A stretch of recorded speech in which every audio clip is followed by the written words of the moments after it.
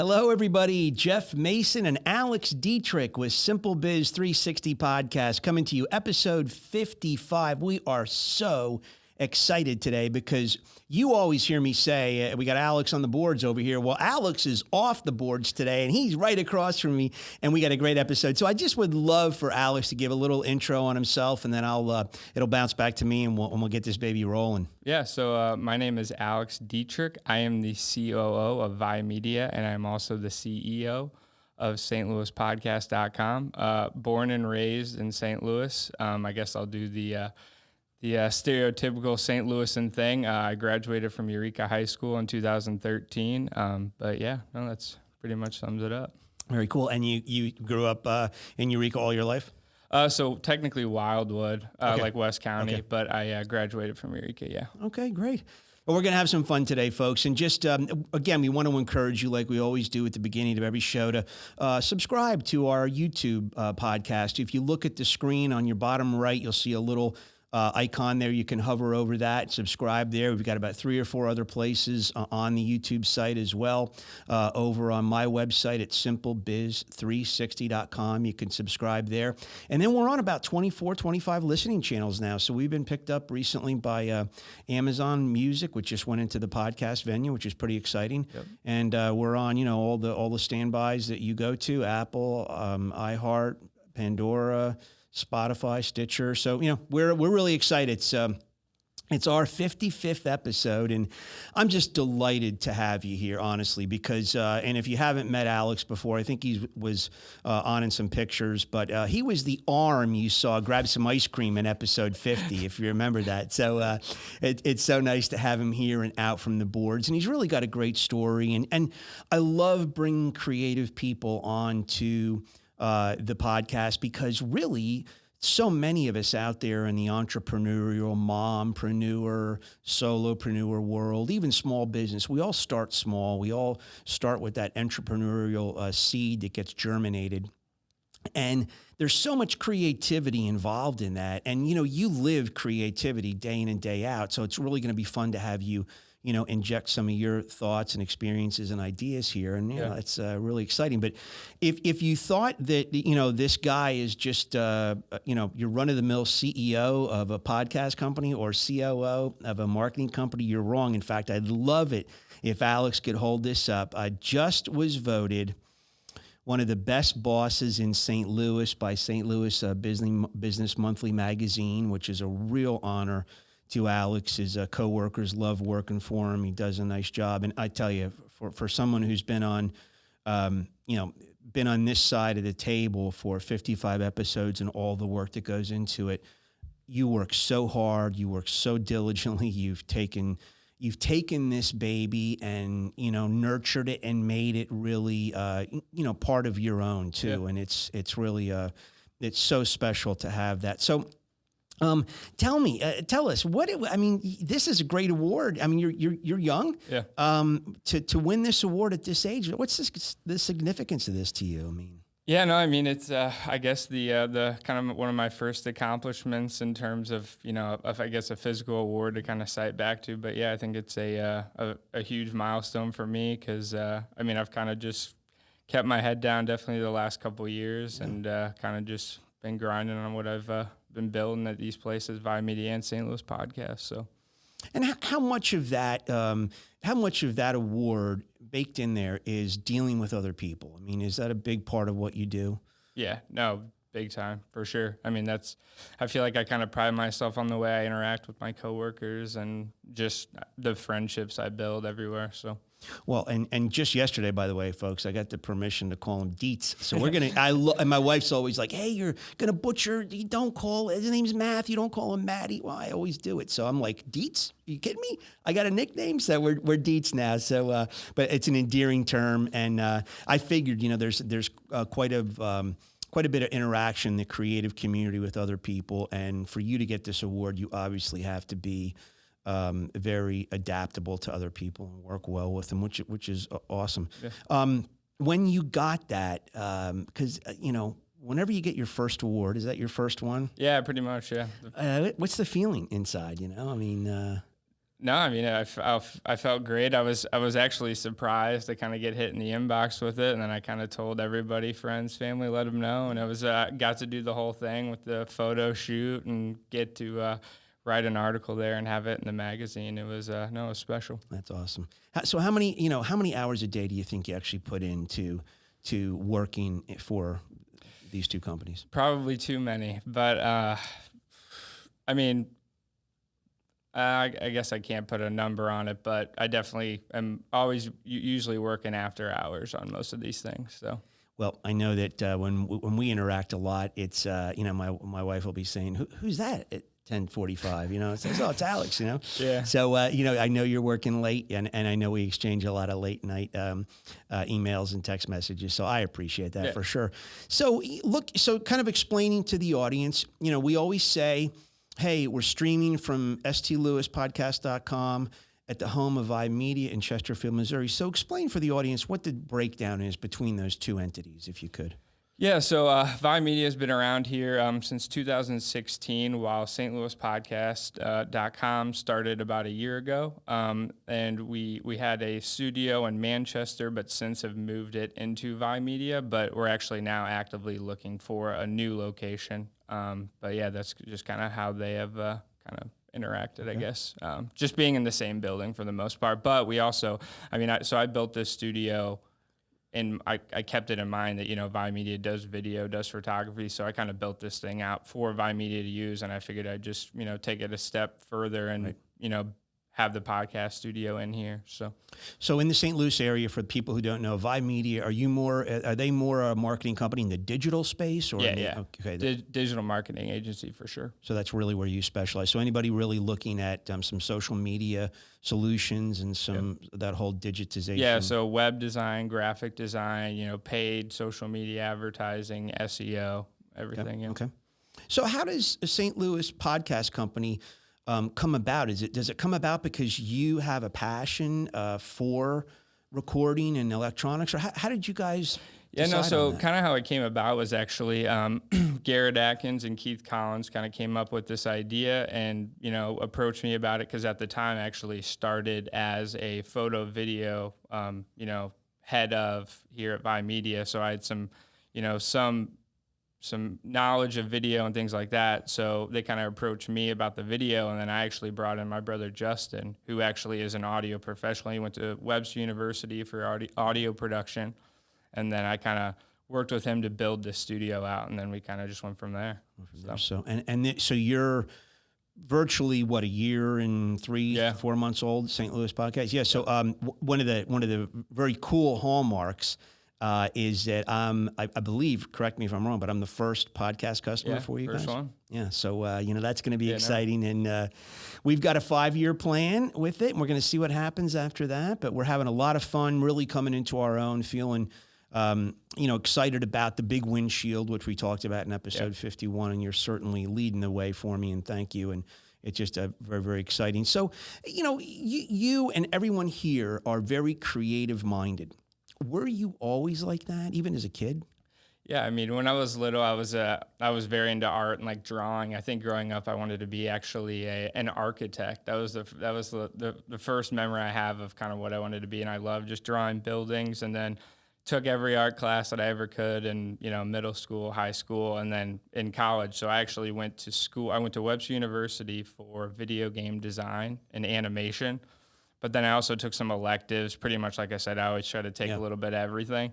So that was taking, photography, video, just anything I could kind of get my hands on to learn. And that's kind of been the trend here, is that I kind of have my hand in everything, and that's just the way I like to work. I like to know the ins and out of, every department. Right. And then I think that's kind of reflected here because, and I kind of mentioned it in the article as well, that I think I pride myself on how much I know everybody's process, and then I can really mesh well with them because I have just such an understanding of what they're working on. Right. Yeah. So. Yeah, absolutely. So as you expand your role and as you get more, I hate to say this, but kind of away from some of the creative molds and venues, you're getting more into the drier finances and things like that. Are you liking that stretch, or are you? No, I know. I love it. I love it.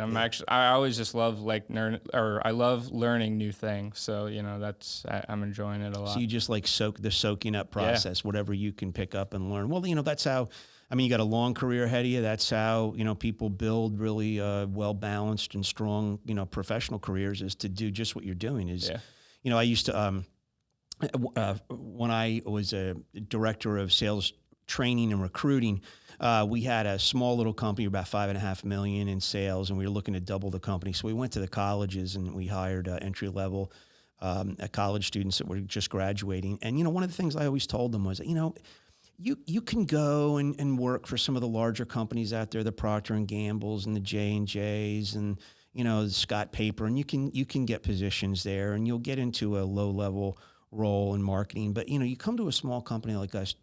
About a year from now, you're going to be making collections calls, trying to get money, and you're going to learn how to do that. You're going to learn so many more skill sets in smaller companies that at the end of 2 years, comparing yourself to someone who's, you're, graduated your same year, you've got skill sets that are up here. So I'd imagine it's the same here.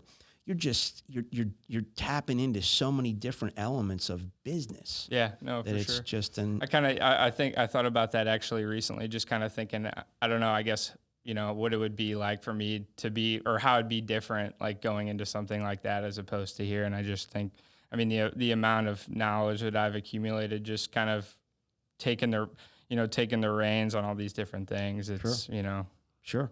Amazing. So. Well, so speaking to the crowd out there and to solopreneurs and entrepreneurs, being in a small setting like this, where I imagine a lot of you, not just you yourself, but a lot of people are wearing several different hats. Yeah.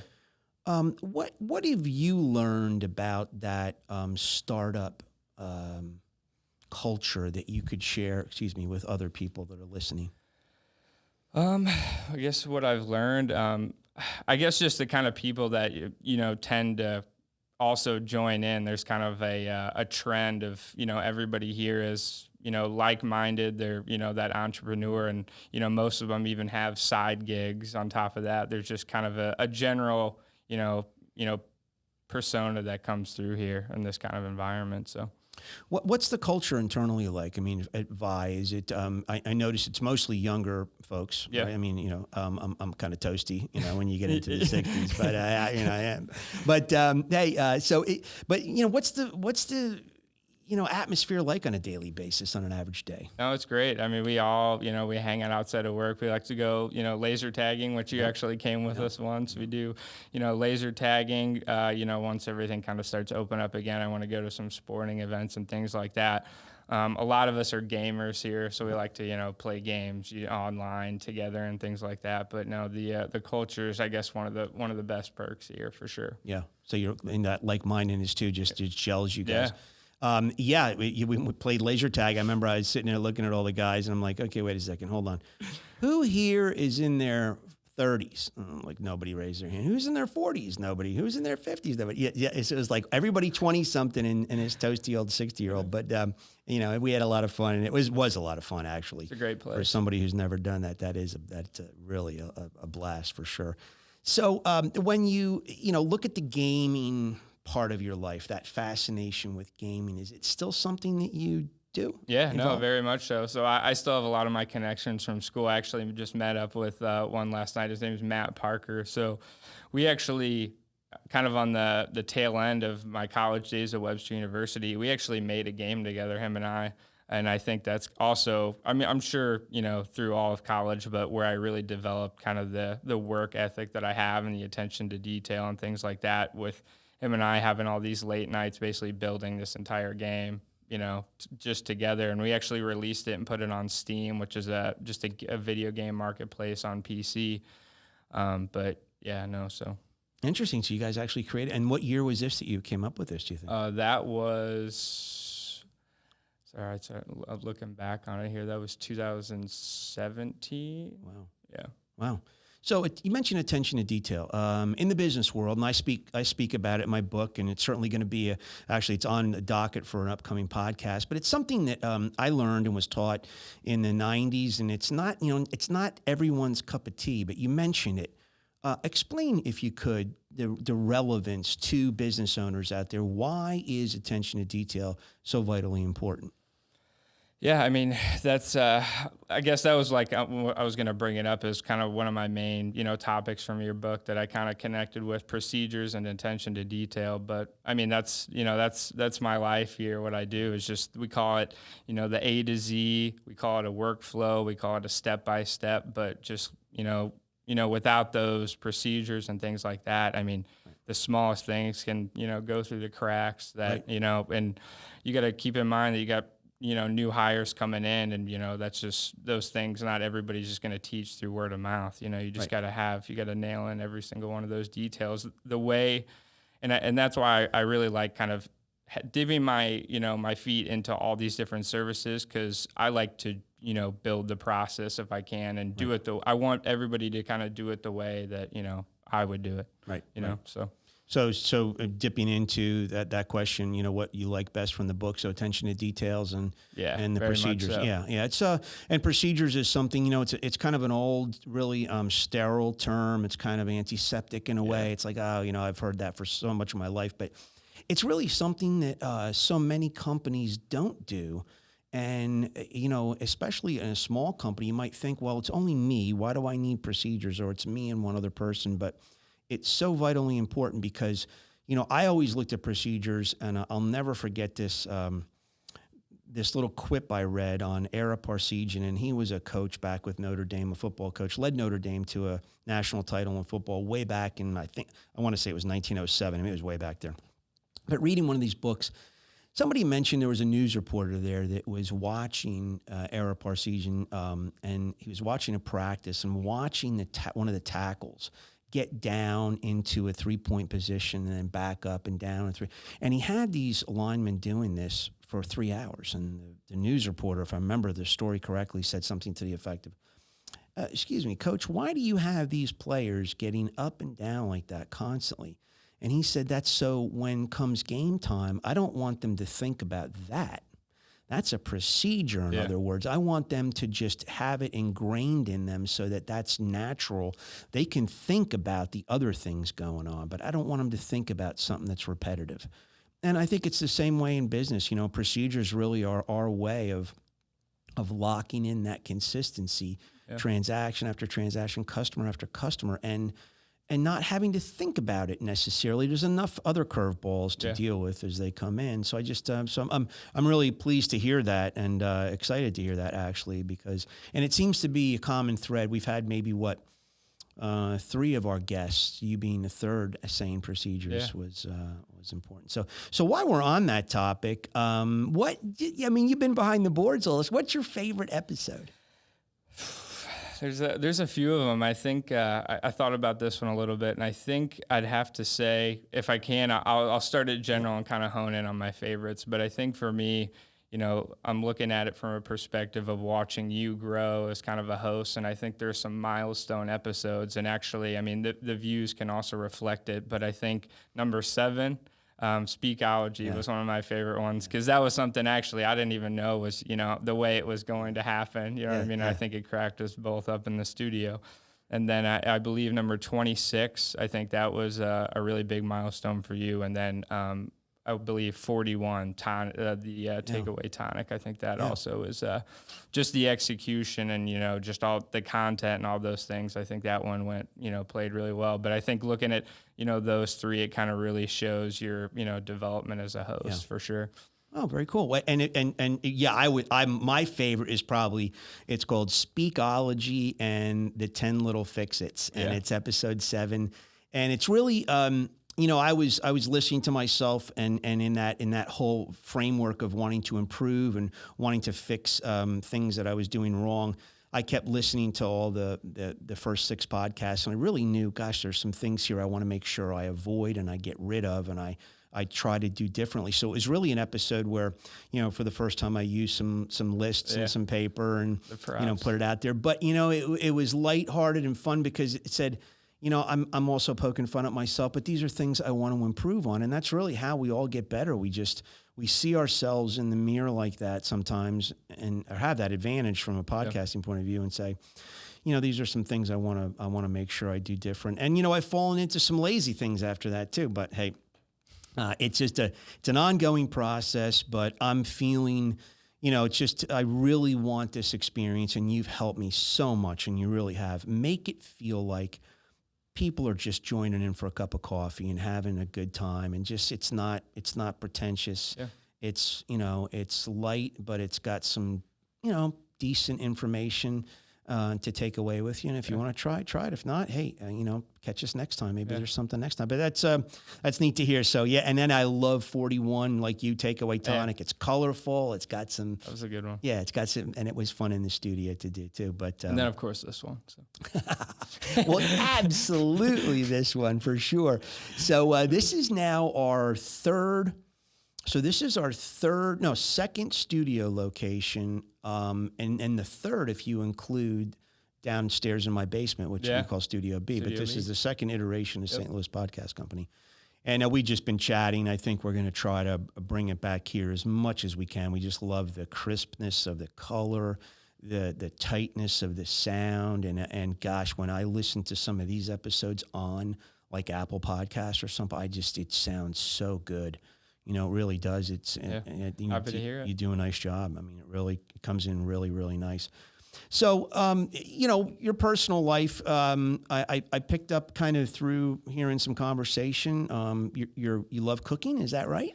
Yeah, no. So it's kind of runs in my family, I guess, that my dad has always been, the cook of the family, and I think it's just through watching him. And then my older brother, he's been kind of doing the same thing when he moved out to California. He's kind of been the cook. So now that I've officially, moved out, that I'm going to kind of take on that role. But I've accumulated a lot of knowledge just purely from spectating it, so. Right.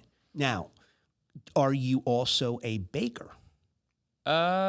Not so much, but okay. I do like baking if I do, if I am going to do it. No, it's fun. Good. So cooking. So what's your favorite? I mean, are you more of a sushi kind of? Oh, that's my favorite. I haven't made that personally, but that's like one of my favorite. I have a restaurant. It's called Izakaya Ren that my girlfriend and I go to all the time. We actually live right by it now. That didn't affect our decision to live there, but we go there. I guess before COVID and everything, we were almost going there every week. So. Awesome. So now cooking, though, do you like to do kind of wok style? Or do you like to use a lot of vegetables with protein, or what's your flavor there? Mostly protein for sure. I think that's what I'm gonna be going for. I got one of those, the Google Hub things for my apartment that you can actually like do some recipes with. So one thing about my dad is that he's one of those people that he never writes anything down. He's just he that's the way he makes it. I'm never gonna make it again. Yeah. You're like it'll never be the same again. You know what I mean? Yeah. So I'm gonna take more of the cookbook style until I kind of develop my own like signature things, So good. Well, that's my wife. She's been, she's really evolved over the years as an awesome cook, but nothing's written down. A lot of things, have the same thing, and it changes a little bit of the taste. And this variation was better than that, or vice versa. But yeah, she's really become a good cook, and I'm I've turned into a little, just a cookie baker. I think we've talked about it. Yeah, those are great. So this, handed out cookies, and that's been something with COVID we'll probably do a little different. Yeah. But, cooking can be fun. It can be something you do together. And, so you learn the ropes from dad, huh? Not mom? Yeah. No, not so much. Yeah, my dad's always kind of been the grill master, as my friends like to call him. I'd have friends that would come over just to kind of have dinner or see what he's making. So it's a grill, okay. Yeah, so a little bit of, honestly, it's wherever. He can do the grill, he can do the oven, stove, whatever. He's got his signatures. His best thing is, I'll say this, his best thing is his eggs Benedict. That's the thing I hope to, master the way he has. It's awesome. I got family that'll come in usually does it on the holidays, but I'll have family that'll come over just to be like, hey, is he making eggs Benedict? Because he'll do like a couple trays of it, a couple trays. So authentic Canadian bacon and he makes his own holidays. Yeah. I mean, that's a good one. My wife and she loves eggs Benedict, and we lived out in Jersey, and I don't know how we stumbled on it one time, but Princeton, right downtown Princeton where the university was about 20 minutes from us, and there's a restaurant there called The Alchemist and the Barrister. and they make the absolute best. If you're ever in Jersey, you ever want to try it, you got to go there. Alchemist and the Barrister. It's right downtown. It's kind of a cool place to just go, trip through and see an Ivy League school. But that's very cool. So you in the article in the St. Louis Business Monthly magazine when you won your award, you reference your mom very, very touchingly. Tell us what the relationship is with mom, if you could. Yeah, no, I've always been, very close to my mom, and I think, as I mentioned in the article, even growing up, I think I realized more and more just how much she has done for me and how much she's done for my family, and just kind of, I've had the realization again as I've grown up, just how important that was for my whole family. So mom is a mom. Now, as a kid, were you close to mom as a kid the whole time growing up? I mean, because some of us get distant, and mom can be kind of a rub sometimes. And I know I kind of, unfortunately took my parents down that course a little ways, but no, that's awesome to hear that. Now my mom and I have a great relationship, but unfortunately we're too far away. And it's I was the knucklehead when I was a kid, not her. So, it's unfortunate, but that's nice to see. And do you sense that? As you work with other people here and as you interface with clients, do you sense that one of the benefits of COVID is this quarantining, that families have gotten tighter? Do you see it or feel it? Yes, very much so. Let's talk about it at all? Yeah, so my brother Justin, like I said, he moved to California several years ago, but he actually came back into town, and he actually just went back, but he was here for, several months, and it was kind of an interesting dynamic to have, when I was working from home, and then, my little brother was doing school from home, that, all three of us brothers were, hanging out, working, like in the, in the basement. Like, that's just something that, we'd think would never happen, So definitely got very close with them. How cool is that? Yeah. So, and you guys, what is your age gap, if you don't mind? Yeah. So we got 13. And then we got me, who's 25, and then we got 32. Wow, that's a spread. Yeah, a little bit. Oh, man, that is so cool. Yeah. So your 13-year-old brother's got two bigger brothers that just like, so does he bounce all kinds of stuff off you? Yeah, for sure. He'll always just call us up about stuff. So who's the better gamer out of all three of you? Oh, definitely me. Is he really? Yeah. He's getting pretty good. He'll beat me in some games, but I'll always say me. Yeah. So what's your favorite stock, game to play? I mean, if you don't mind. Or is that a fair question? Or? Yeah, no, I play a variety of, games. I've always, when I was younger, I think, a game that I always say was my favorite would be a game called Oblivion or a game called Fallout 3. And that was because they were, an RPG, which is a role-playing game. But I grew up without internet. I got internet very late because of the location of my house. So it was one of those games that I had to buy games based on, by that time, people were playing games more for the multiplayer aspect of playing with their friends, but I didn't really have that opportunity. So I kind of chose a game that I knew would have a lot of content and that I could kind of dive in with and it would last me a long time. So, those are two of the games that I always kind of reflect back on. And then I guess nowadays it'd be NHL just because I'm a huge hockey fan, but that's also because I think I've mentioned to you that I play in that LG like esports gaming hockey league. So that's just one I kind of play. Right. So interesting. We take the internet for we take it for granted now, and to hear that your home didn't have, didn't get the right signals patterns. It had dial up for way too long. Wow. Isn't that crazy? Yeah. I mean, the days, remember the days I used to remember going to a hotel and, you'd have to, plug your computer in and dial up and you. Yeah, no, I was very familiar with that noise for a while. That's actually, so one of the ways I met Garrett was he would be one of my buddies, in high school that I'd actually, go to his place and game and do online gaming with. So. Yeah. So now does gaming, I'm not a gamer, so I'm not talking from a familiarity point of view, but do you meet people through gaming across the world? I mean, is it something that you engage with? For sure. You do? You'll hear stories about it all the time that, you'll have, so especially in that esports, NHL league that I play in, that league gaming, I got buddies in there that, they're from, they're French Canadians from Quebec. They're barely speaking English. That'll be on like a team with me, but I'll develop relationships and friendships with those guys, all over Canada and stuff. So you actually have these relationships Yeah. now. We're like friends on Facebook and stuff. How cool is that? Yeah.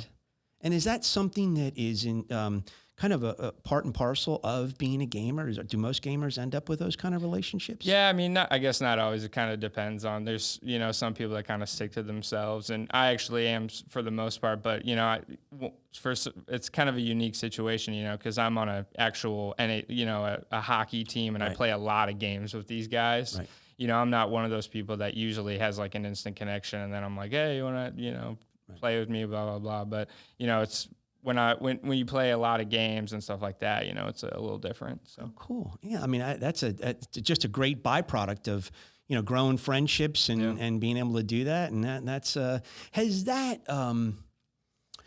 this is another kind of struggle I see, and I think some of the business owners might see. But as we use texting more and more, as we avoid phone conversations and face-to-face conversations more and more and more, and we rely on electronics to do the communicating, do you see that going forward as something that you think as a young man needs to change? Does it need to be altered, or is this the way we're going in the future? No, I think with business, phone call is always the way to go. Still, I mean, I totally agree that the way it's headed, it's it's email, it's texting, but I don't think anything's really ever going to beat out that in-person meeting or even the phone call. But I know, also with Zoom, that's obviously with everything it's changing. But I think just a lot can be lost in translation, with the email back and forth of the texting for sure. Oh, totally agree. You lose that voice inflection and that personal. Yeah. Oh, did he? Because I'll never forget. I might have even mentioned it on a podcast, but I know I mentioned it in my book, where I started dealing with. I had a team in Hong Kong I dealt with on a daily basis, and once we went from faxing, and literally we used to go in the office in New York City in the morning, and there would be 500 pieces of paper of fax that we load the machine up the night before, and here's 500 done. And then in the bus, there's another 250 pages in the bus. We put new ream in and boom, 250 more pump out. And then we get them divvied out. And then we would sit there and we would work on our faxes almost the rest of the day if we were in the office. And then it turned into email.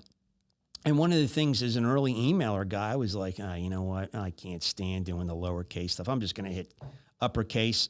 I'm going to type everything out uppercase. So I'm, yelling. Not really thinking I'm yelling, but I'm, there's no voice inflection. They're not talking to me on the phone. So when I first go over there, I get to Hong Kong and meet the staff in person. And, we're going out to lunch. I think we're out to lunch that day. And they're like, you're nothing like you seem on the emails. I said, why is that? Well, you're always yelling at us. Right. No. But, isn't it funny? Yeah. That's how it happens. And so, I interesting because I just, I think in my head, I see clothing, I see interior decoration, I see just this love affair with retro. Every so often retro comes into play, whether it's clothing or, like I said, interior design or whatever. And I'm just wondering, does retro come into play in communications eventually too? And do people say, you know what, I just like you said, I want that phone call. I want to hear that person. Does that happen? Do we come back to that?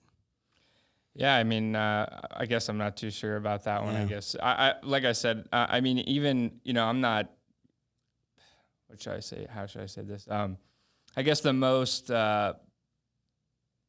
personable or the most outgoing person, but I still know that nothing beats that phone call. You know what I mean? Things like that. It's even it's tough for me, but I know it's it's very necessary. And we chat a lot on the phone, which is nice. And I totally agree. So I was just wondering, because it's one of those things we see as a transition in the marketplace in the business world. And, the business world becomes a microcosm of what life is. And life is just, we see the comedy and, two people sitting on the same couch and they're texting back and forth. Yeah, right. It's crazy. But so, one of the things I've fallen in love with as a homeowner, as a family guy, is pets.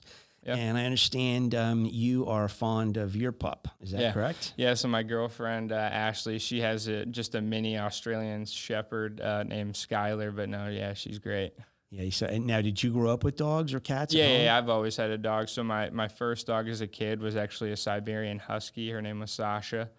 She was an entirely outdoors dog. She actually hated coming inside. So, and that was when, back at my parents' place that we did kind of, like I said, had no internet. So we had some isolation so she could roam around and kind of do that.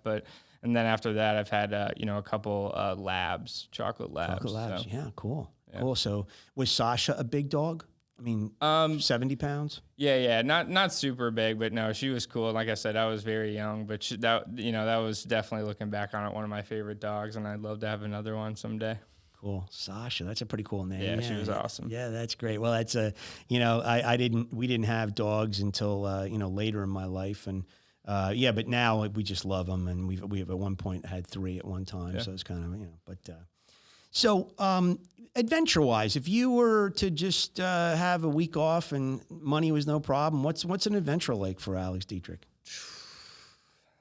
I think an adventure for me would be, I think I'd like to just go to a bunch of NHL games. Really? Yeah, I think I'd love to go to a couple different arenas or watch some. And I haven't gone to too many. I've gone to Bridgestone and Nashville, and been an away fan in United Center in Chicago, which is not so friendly to be a Blues fan in. Yeah. Kind of the rivals that I've been to, but I'd love to go to like Toronto, or go to a couple, games in Toronto or Vancouver, or, Ottawa, anything like that. How cool. That's a great, now, did you play hockey growing up? Or?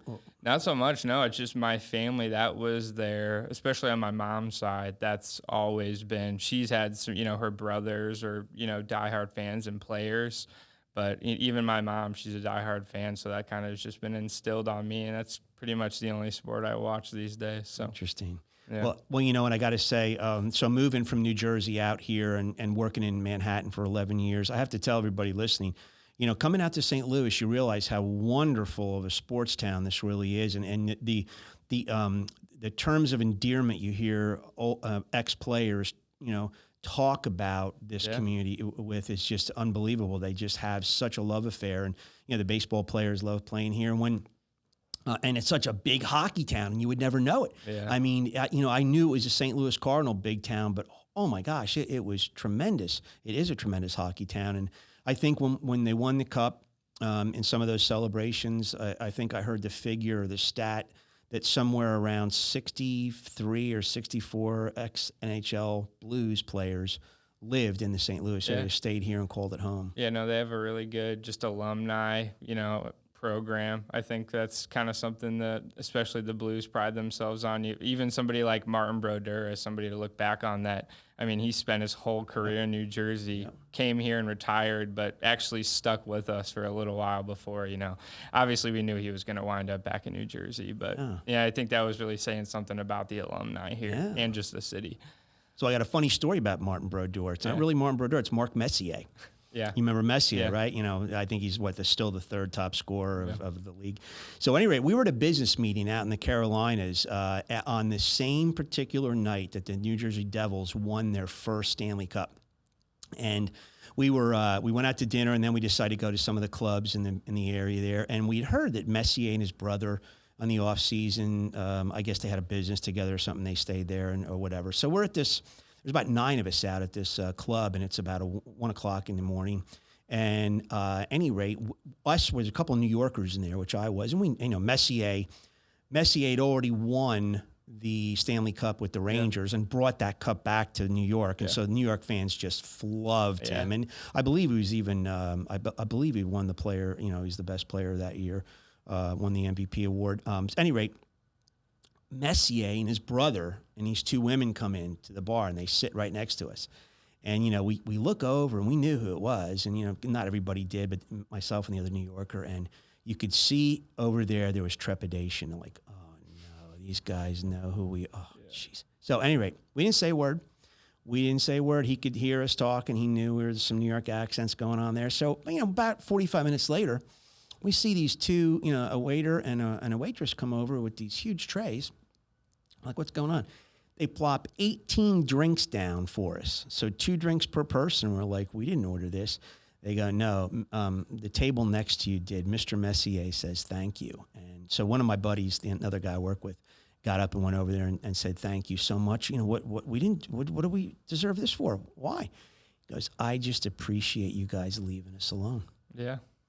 You have no idea how nice it is not to have you come over, and we figured, oh boy, here they come. So, you know, it was just, you know, really a nice gesture. Very, you know, and I'm telling you, to this day, they love that guy. Yeah. I mean, like big time. Yeah, I know, for sure. And Brodeur was a heck of a goalie out there too. But it's a great hockey town, great sports town. If you're a baseball fanatic and you want to come to a stadium just like you want to go to some NHL venues, man, you have to come to Busch Stadium and just at least experience one baseball game there. It's really it's very special and very equivalent, in my opinion, to going to Yankee Stadium, which I grew up doing all my life. But interesting. So, big Blues fan. This wasn't their year. It's crazy, mixed up year, anyways. Yeah. But are they still able to? Do you think do some damage? Oh next year? Yeah. For sure. I think we just needed to. I think the boys got a little too relaxed in the off season, and just need to work a little harder. Yeah. Well, we'll see. But I tell you what, it electrified the city because you guys are such a. It was just so neat to see that, and they deserved that. They played hard, and it was fun watching. So. No, that's all good stuff. So are you a beach guy, a woodsy guy? I mean, you know, what do you do? Where do you like to go on your? Yeah, I'm definitely a beach guy. Lake guy or ocean guy? Not so much lake, definitely the beach. So your brother lived on the left coast, right? Yeah. Was he in a beach community out there? Yeah, so he lives in Huntington Beach specifically. So he's right there. Yeah. So you're on the Strand.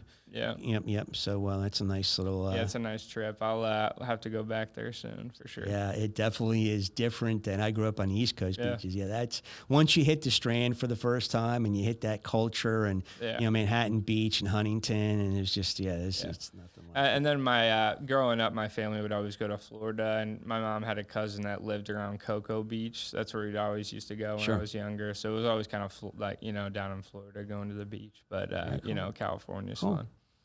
So what's the future for Alex Dietrich in Vi Media and St. Louis Podcast? Where do you want to see all this go?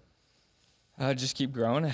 And like I touch back on just some other things that I'm getting involved in. Like I said, with my buddy Matt, we kind of never stop in the different ventures that I want to get involved in. I never lost touch with the gaming thing, but kind of start to really create something there with all the, the knowledge that I've accumulated starting with Vi Media.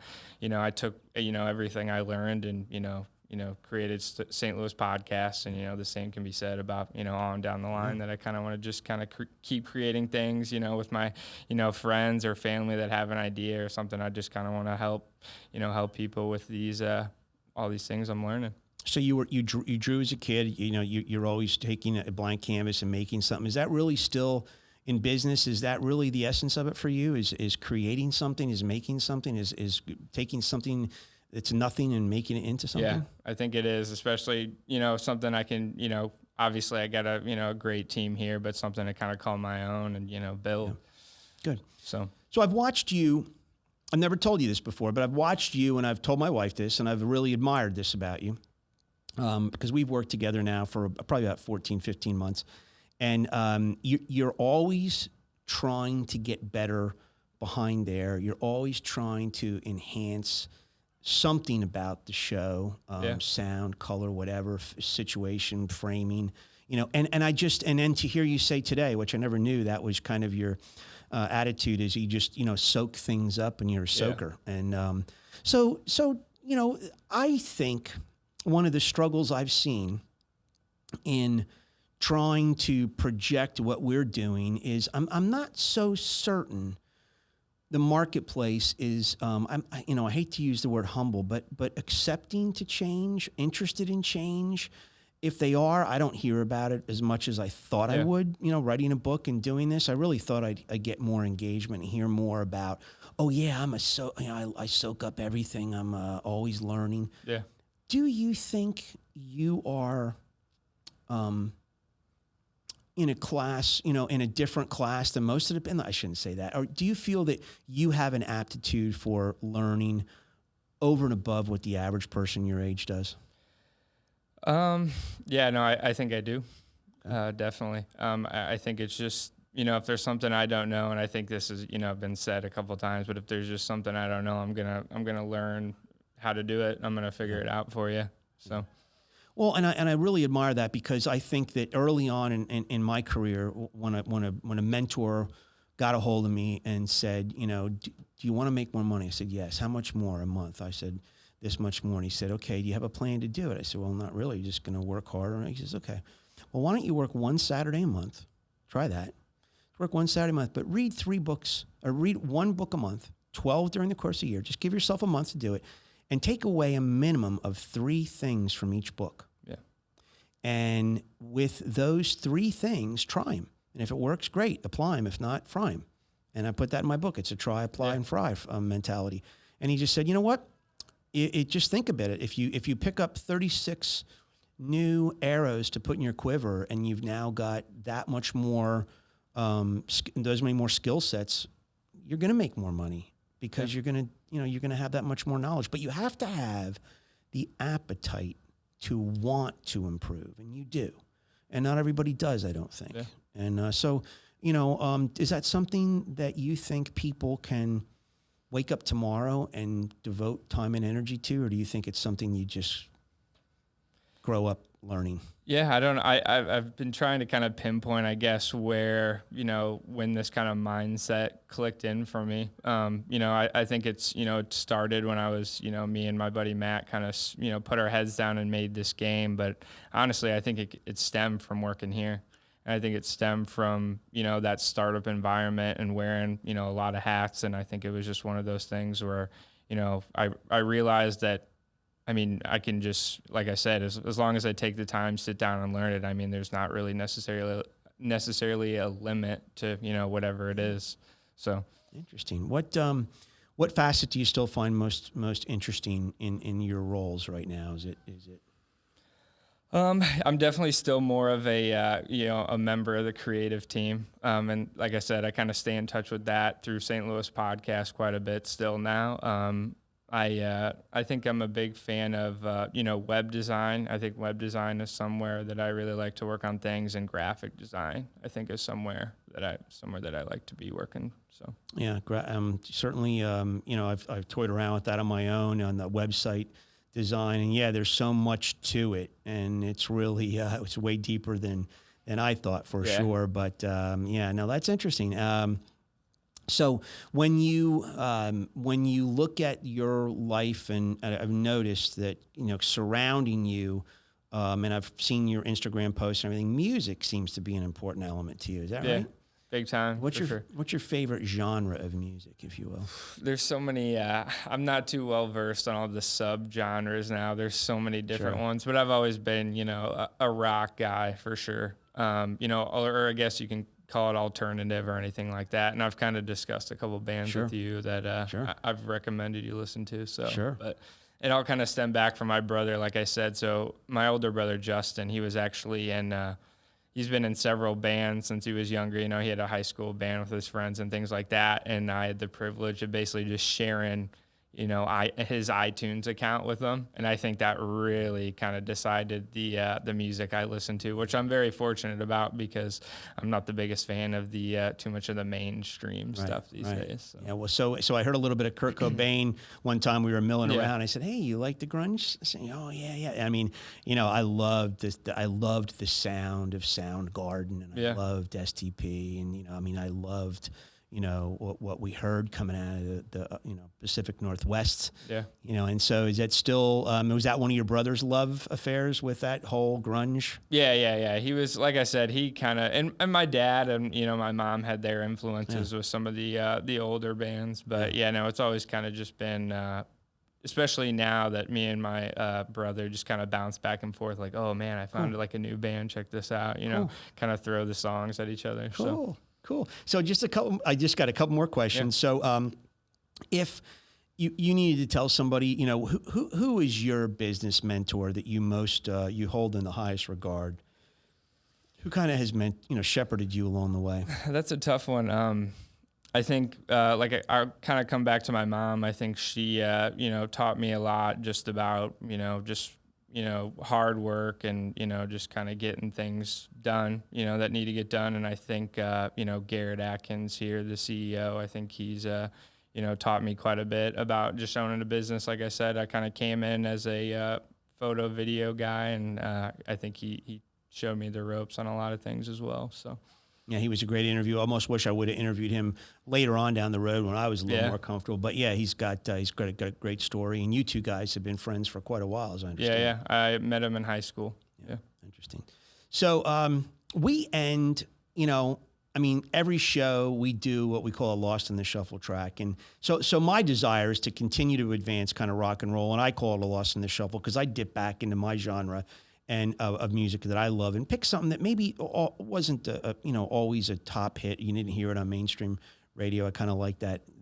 So Alex, I said, get ready for your pick tomorrow, and he said, you don't have to actually do like an old one, do I? I can do whatever I want. I said, man, it's your day, baby. You pick whatever you want. So what are you going to leave us with as a Lost in the Shuffle track? So I think I actually told you about this band. I'm gonna go with them on this one. I was trying to decide between two different tracks, but the Lost in the Shuffle track is going to be the song called Exits by Foals.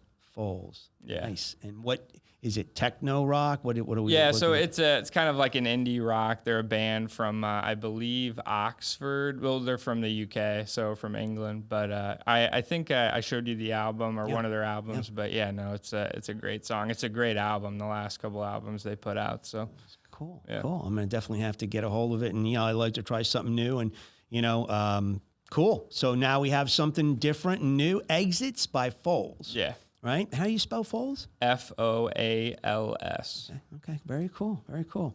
Well, it's been an awesome pleasure working with you, first of all, and always having you. Likewise. Always having him on the boards there, and he just does such a nice job, as I've said. And just to get to know you a little better and, get to let you share with who you are out there and tell folks. And, I think the sky's the limit for Vi Media and digital marketing here. And I take it you're not going to be just in, centralized in St. Louis, if that's you could grow and expand. And then this format, I'm excited to see, what it looks like in 4 more years, how we advance this thing, but I'm here for the ride. I'm loving it, enjoying it. So folks, today's a great little departure for us. Once in a while, we'll have some interviews, but, most of the time we hone in for 10, 12, 14 minutes on something that is business relevant. And hopefully you picked up some things today for sure. We try to sprinkle in whatever we can with our guests to make it relevant. Again, if you want to pick up the book, it's on Amazon. It's a great Christmas present if you want to buy it for somebody SimpleBiz360, Timeless Business Tools. It's on Amazon. You can Google Jeffrey R. Mason. That's R-E-Y, R. Mason, or you can Google SimpleBiz360 or go right to Amazon, ask for any of those things. So we'd love you to pick up the book and start spreading the news. The podcast is free to anyone who wants to subscribe. Again, we're on so many listening channels now. 24, 25, plus YouTube, which I'm so glad you guys convinced me to do YouTube, because when we first started, my thinking was, we're going to be audio, right? And they're like, no, you got to do YouTube. It's the way to do it now. And, in addition, we can do listening platforms, but I'm so happy. And we got IGTV. IGTV. I'm so happy you talked to, you made that case, and I went for it, and it's been great. So, please subscribe. You can go to my website, SimpleBiz360.com, and subscribe on the YouTube straight from there. You can go to YouTube channel. You can hover down here, looking at our screen in the bottom right. You can hover over the icon, and I think there's a couple more spaces too. You got just on the homepage of the channel or in the description below. Yeah. So, actually, if you've never done that, if you go to an episode on YouTube and you hit the description, see what follows. Alex does all that. There's all the links to all the audio podcasts, books, audio, and we're going to do an audio book too. I'm announcing that today, which will be fun. We're going to do it through stlouispodcast.com. They're going to be kind of engineer me through that, but we're going to put our book out on audio. So, we just invite you to take the ride with us. It's easy on the eyes, easy on the ears. It's nothing major. You know, you don't have to take notes. I mean, it doesn't cost anything. And hopefully we entertain you and educate at the same time. So, any rate, as we are saying this year, just remember, customer perception is customer reality. Unfortunately, fact and truth and so many things get whitewashed in the court of personal or court of public opinion. People get perceptions of who you are and how you, and it's based on how most of the time over what. So just remember, customer perception is customer reality. It's the how over the what in many cases. And if you just get to the customer before they get to you, in so many cases, man, you've done yourself a great service. And don't forget to respond, follow up, but always follow through. So thank you for joining in episode 55. We'll be back next week for episode 56. Alex, thank you so much for being a guest today. It's great. Yeah. And we'll see you guys next week.